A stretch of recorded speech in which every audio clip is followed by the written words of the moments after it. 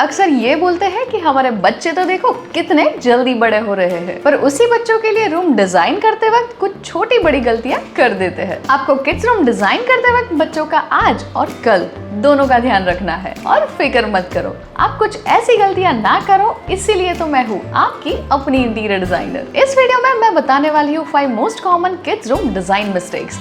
So let's start.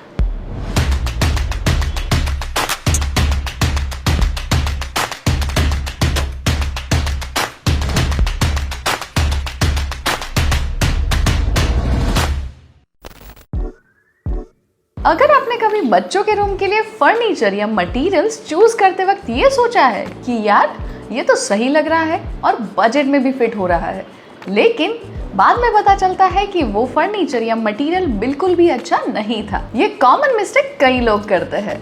जैसे market में आजकल बहुत सारे चीप फर्नीचर ऑप्शंस अवेलेबल है जो दिखने में तो बहुत अच्छे लगते हैं लेकिन असलियत में ड्यूरेबल नहीं होते। For an example, particle board से बना फर्नीचर जो लैमिनेट फिनिश के साथ आता है वो दिखने में तो अच्छा लगता है लेकिन बच्चों के रफ यूज के साथ जल्दी ही डैमेज हो जाता है। अब किड्स रूम है तो बच्चे तो शरारत करेंगे ही, तो अगर बच्चे फर्नीचर पे कूदे या उस पे कुछ भारी सामान रख दे तो चांसेस है कि वो इजीली बेंड या ब्रेक हो जाएगा, जिससे आपका लॉस तो होगा ही पर आपके बच्चों की सेफ्टी पे भी सवाल आता है, क्योंकि चीप फर्नीचर में वीक जॉइंट्स होते हैं जो बच्चों के लिए डेंजरस हो सकते हैं। इमेजिन आपका बच्चा रूम में खेलते वक्त कहीं गिर जाए, किसी फर्नीचर के शार्प कॉर्नर से उसे चोट लग जाए। ये सोच कर ही डर लग रहा है ना, पर ये बात कई बार दिमाग से निकल जाती है। तो अब सवाल ये है कि इन प्रॉब्लम से कैसे बचे। सबसे पहली बात, हमेशा ड्यूरेबल मटेरियल सेलेक्ट करें।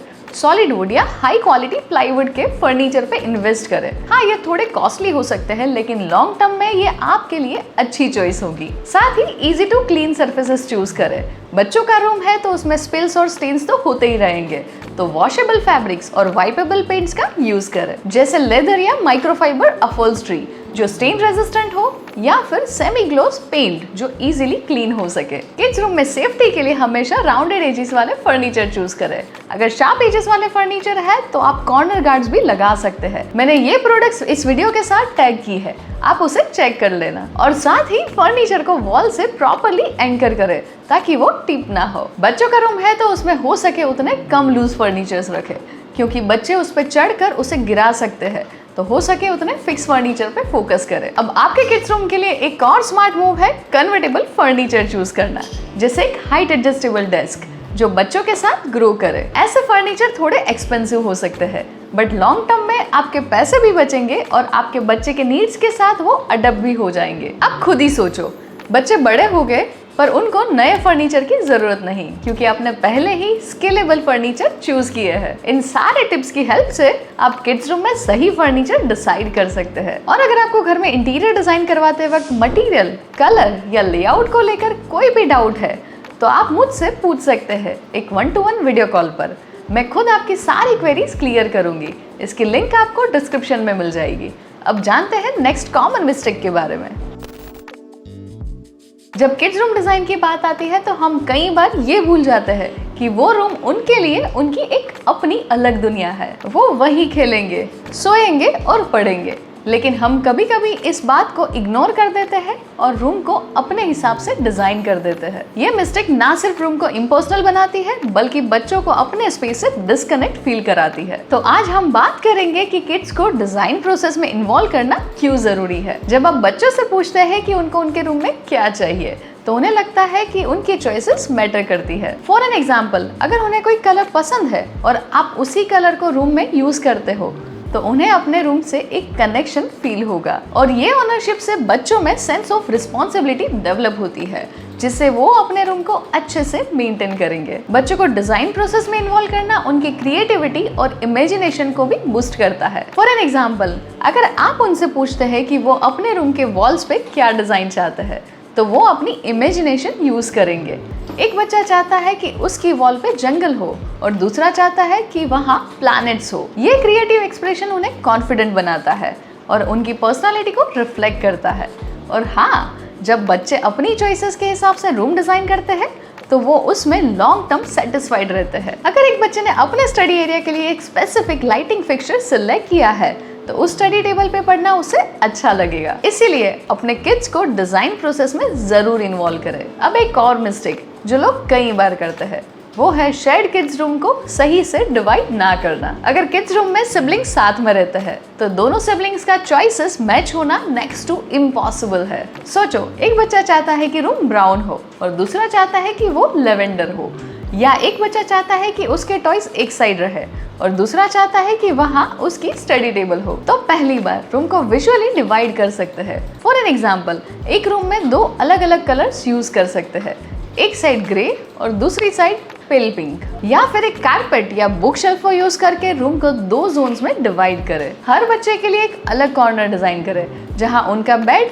स्टडी डेस्क और स्टोरेज हो। एक और आइडिया है कि हर बच्चे के लिए एक पर्सनलाइज्ड वॉल बनाए। फॉर एन एग्जाम्पल, एक बच्चे की वॉल पे उसकी फेवरेट सुपर हीरो की आर्ट वर्क हो और दूसरे बच्चे के वॉल पे उसकी हॉबी जैसे पेंटिंग को रिफ्लेक्ट करे। इससे बच्चों को अपने स्पेस के लिए एक यूनिक आइडेंटिटी मिलेगी। अगर रूम का साइज अलाउ करता है तो कर्टन्स या फोल्डेबल रूम डिवाइडर्स यूज करें।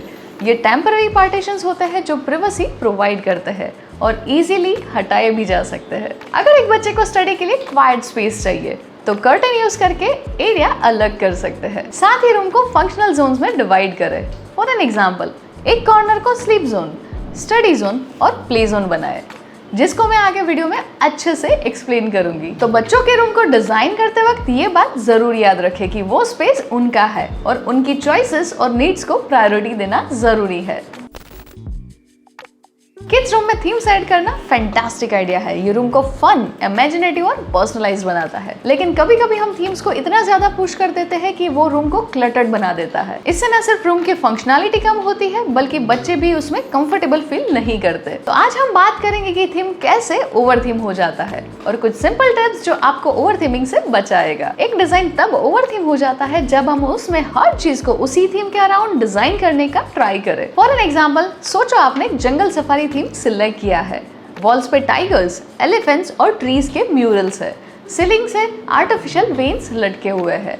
कारपेट पे ग्रास लाइक टेक्सचर है और फर्नीचर भी जंगल इंस्पायर्ड है। दिखने में ये रूम अमेजिंग लगता है, लेकिन प्रैक्टिकली ये डिजाइन बच्चे के लिए कितना कंफर्टेबल है। वैसे ही अगर आप प्रिंसेस कैसल थीम का रूम बनाते हो जहाँ हर चीज पिंक और ग्लिटरी है, ये बच्ची को शुरू में तो अच्छा लगेगा, लेकिन कुछ सालों के बाद जब उसका इंटरेस्ट चेंज हो जाएगा तो ये थीम आउटडेटेड लगने लगेगा और आपको पूरे रूम को चेंज करना होगा। ओवर थीमिंग का यही प्रॉब्लम है। ये रूम को एक टाइम कैप्सूल बना देता है जो बच्चे के साथ ग्रो नहीं करता। तो ओवर थीमिंग से कैसे बचा जाए?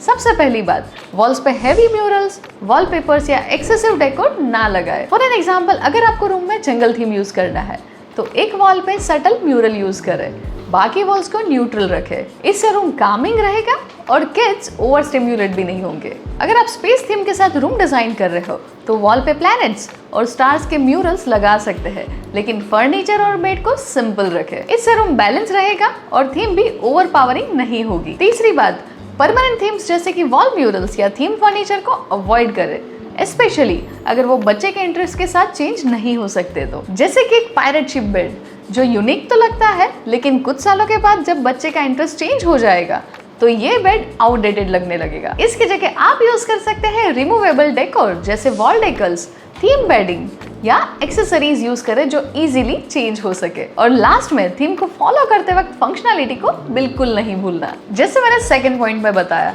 किड्स को डिजाइन प्रोसेस में इन्वॉल्व करना बहुत जरूरी है, बट थीम ओवर पावरिंग ना हो उसका ध्यान आपको रखना है। जब हम बच्चों के रूम की डिजाइन की बात करते हैं तो हम मोस्टली फर्नीचर, कलर्स और थीम्स पे फोकस करते हैं, लेकिन एक चीज को हम भूल जाते हैं, वो है लाइटिंग, टेक्नोलॉजी और अडेप्टेबिलिटी। ये तीनों एलिमेंट्स बच्चों के रूम को फंक्शनल और फ्यूचर प्रूफ बनाने में बहुत बड़ा रोल प्ले करते हैं, लेकिन हम ऑफन इन्हें इग्नोर कर देते हैं। पहले बात करते हैं लाइटिंग की। बच्चों के रूम में लाइटिंग सिर्फ एक बल्ब या ट्यूबलाइट से सेटल नहीं करना चाहिए। पुअर लाइटिंग बच्चों के आईसाइट को अफेक्ट कर सकता है, स्पेशली जब वो पढ़ाई कर रहे हो या क्रिएटिव एक्टिविटी पे इन्वॉल्व हो। फॉर एग्जाम्पल, एक हार्श ओवरहेड लाइट बच्चे को डिस्ट्रैक्ट कर सकता है और उनकी नींद को डिस्टर्ब कर सकता है। तो सॉल्यूशन क्या है?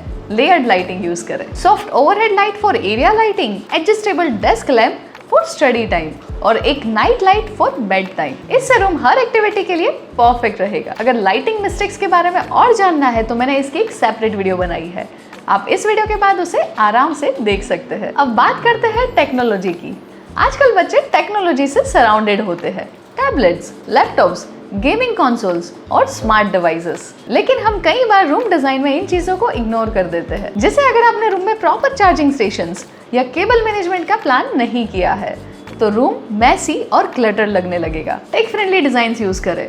स्टडी टेबल के पास बिल्ट इन चार्जिंग पोर्ट्स या केबल ऑर्गेनाइजर्स रखें और वॉल्स पे स्मार्ट स्पीकर्स या स्मार्ट लाइटिंग के लिए स्पेस प्लान करें। इससे रूम ऑर्गेनाइज रहेगा और बच्चे भी अपने डिवाइसेस को इजीली यूज कर सकते हैं। और लास्ट में बात करते हैं अडेप्टेबिलिटी की। बच्चों के इंटरेस्ट और नीड्स टाइम के साथ चेंज होते हैं। आज वो अगर टॉयज और स्टोरी बुक्स में इंटरेस्टेड है तो कल वो गेमिंग और सोशल मीडिया पे शिफ्ट हो जाएंगे। तो रूम को ऐसे डिजाइन करें कि वो इजीली अडेप्ट हो सके। वॉल्स पे बैक बोर्ड्स या मैग्नेटिक बोर्ड्स लगाए जिससे बच्चे अपने आर्ट वर्क, फोटोज या इवन स्टडी नोट्स को डिस्प्ले कर सके। अब चलते हैं नेक्स्ट पॉइंट पे।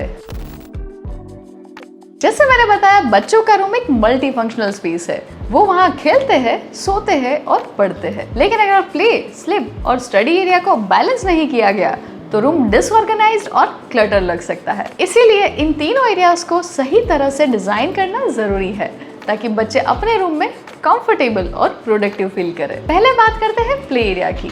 बच्चों के लिए प्ले टाइम बहुत इंपॉर्टेंट है। ये उनकी क्रिएटिविटी और फिजिकल डेवलपमेंट के लिए जरूरी है। लेकिन अगर प्ले एरिया रूम के बीच में हो तो टॉयज हर जगह बिखरे हुए मिलेंगे क्योंकि रूम के सेंटर में स्टोरेज बिन्स नहीं रख सकते। तो सॉल्यूशन क्या है? प्ले एरिया को एक डेडिकेटेड कॉर्नर में कुछ ऐसे डिजाइन करें। एक कॉर्नर में स्टोरेज बिन्स या शेल्फ्स रखें जिसे ऑर्गेनाइज करना इजी होगा और नीचे फ्लोर पे प्लेमेट सेट करें जहां बच्चे कंफर्टेबली खेल सके। अब बात करते हैं स्लीप एरिया की। बच्चों के लिए एक पीसफुल कामिंग स्लीप एनवायरनमेंट बहुत जरूरी है। तो स्लीप एरिया को ऐसे डिजाइन करें जिससे बच्चे कंफर्टेबली सो सके। अब किड्स रूम में बेड प्लेसमेंट आपके रूम के रिक्वायरमेंट पे डिपेंड करता है, पर ट्राई करें कि तीनों एरियाज डिस्टेंट कॉर्नर पे हो जिससे रूम नेविगेट करना और ऑर्गेनाइज करना इजी हो और बच्चे भी रिलैक्स रह सके। कई कॉम्पैक्ट स्पेस रूम में बंक बेड भी यूज कर सकते हैं जो एक अच्छा स्पेस सेविंग सॉल्यूशन है। और लास्ट में बात करते हैं स्टडी एरिया की। बच्चों के लिए एक डेडिकेटेड स्टडी एरिया बहुत इंपॉर्टेंट है, स्पेशली स्कूल गोइंग किड्स के लिए। स्टडी डेस्क ऐड कर दिया। अब एक बात का ध्यान जरूर रखना कि बच्चों के बुक्स, स्टेशनरी, बैग्स, हर चीज के लिए एक प्रॉपर स्टोरेज स्पेस हो। यह है कुछ किड्स रूम डिजाइन रेफरेंसेस जो आपको एक बैलेंस किड्स रूम डिजाइन करते वक्त हेल्प करेंगे। तो ये थे 5 most common kids room design mistake. ऐसी ही और डिजाइनिंग मिस्टेक्स के लिए मैंने एक प्लेलिस्ट बनाई है, आप उसे आराम से देख सकते हैं। अगर मैं इस वीडियो से आपकी थोड़ी भी हेल्प कर पाई हो तो वीडियो को लाइक जरूर कर देना, अपने फ्रेंड्स और फैमिली के साथ शेयर कर देना ताकि वो भी ये मिस्टेक्स ना करें। और ऐसे इंटीरियर रिलेटेड वीडियोस के लिए चैनल को सब्सक्राइब करके बेल आइकन प्रेस करना मत भूलना। ये है हमारी कुछ प्रीवियस वीडियोस जो आपको अपने घर का इंटीरियर डिजाइन करने में बहुत हेल्प करेगी। Keep designing beautiful spaces and I will see you in next video.